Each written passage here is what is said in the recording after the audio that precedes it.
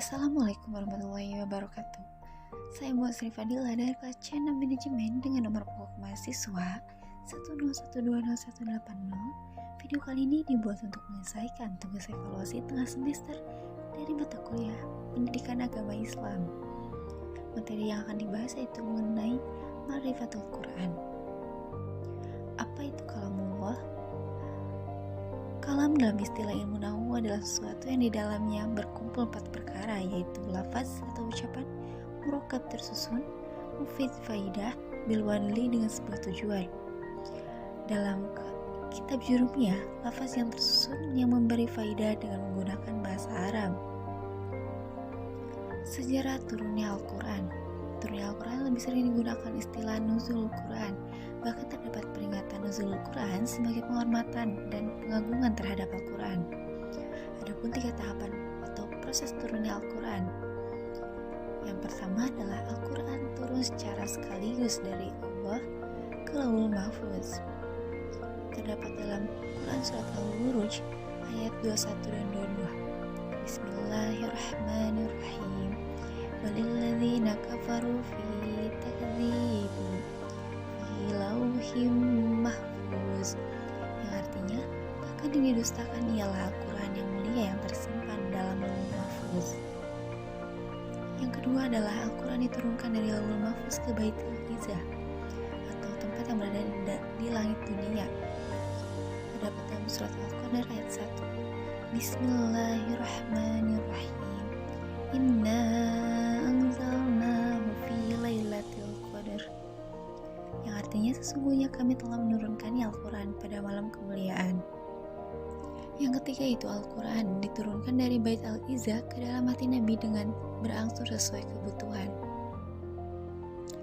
Tantangan untuk membuat padanan Al-Quran terdapat dalam Quran surat Al-Baqarah ayat 23, yang artinya bahkan mereka mengatakan Muhammad itu telah membuat Al-Quran itu. Kalau demikian, Musailamah Al-Kadzab mencoba menjawab tantangan itu. Dia membuat padanan surah Al-Fil. Siapapun tidak akan membuat padanan Al-Quran.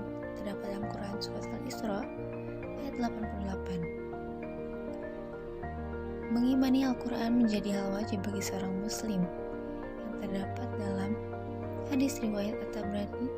Barang siapa kufur terhadap satu ayat saja dari Al-Quran, maka sungguh-sungguh dia telah kafir. Dan juga terdapat dalam Quran surat An-Nisa ayat 65. Pengumpulan Al-Quran atau Jam'u Al-Quran artinya Al-Hafizu atau menghafal dan Al-Kitabah menulis.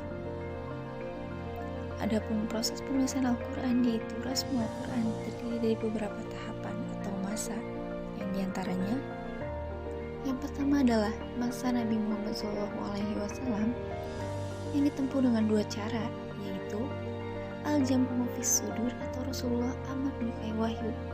Yang kedua Al-Jam'u fis Sudur, menuliskan tempat ayat. Yang kedua adalah masa Khulafaur Rasyidin. Pemerintahan Abu Bakar terjadilah Jam'ul Quran. Kemudian pada pemerintahan Utsman bin Affan terjadi perluasan wilayah Islam.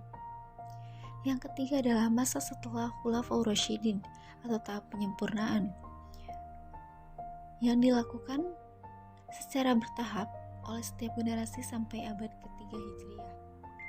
Hikmah turunnya Al-Quran. Yang pertama adalah untuk meneguhkan hati Nabi Muhammad, yang kedua sebagai mukjizat, yang ketiga untuk memudahkan hafalan dan pemahaman Al-Quran, yang keempat untuk menerapkan hukum secara bertahap, yang kelima sebagai bukti bahwa Al-Quran bukan rekayasa Nabi Muhammad atau manusia biasa. Mukjizat Al-Quran. Definisi dari mukjizat yang utama yaitu perkara yang di luar kebiasaan yang tidak bisa ditandingi, yang tidak bisa ditiru, yang diberikan Allah Subhanahu wa Ta'ala kepada para nabinya. Adapun 5 syarat mukjizat menurut Al-Qurtubi.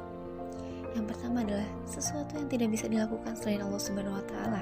Yang kedua, sesuatu yang di luar kebiasaan yang tidak bisa dilakukan oleh Allah Subhanahu wa Ta'ala. Yang ketiga, disampaikan terkait dengan syariat atau dakwah. Yang keempat, terjadi karena adanya penentang. Yang kelima, seseorang tidak dapat mendatangkan terhadap yang menentang sebagai pembuktian.